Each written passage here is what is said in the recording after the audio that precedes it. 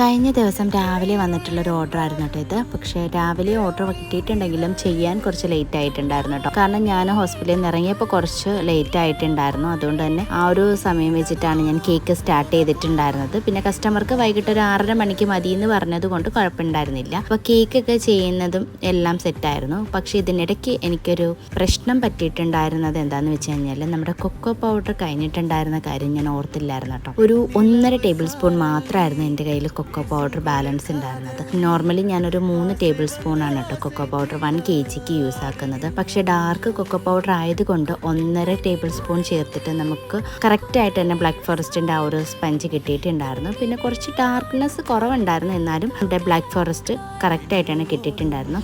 ഇന്ന് നമുക്ക് ഹായ് പറയാനുണ്ടായിരുന്നത് പൊന്നു, ഭദ്ര, ഫസ്ന, ദിൽഷ, സഹന, ഇത്രയും പേർക്കാണ് കേട്ടോ. അപ്പോൾ ഇന്നത്തെ വീഡിയോ ഇത്രയേ ഉള്ളൂ. അടുത്തൊരു കുട്ടി വീഡിയോ ആയിട്ട് വരുന്നത് വരെ താങ്ക് യു ഫോർ വാച്ചിങ്.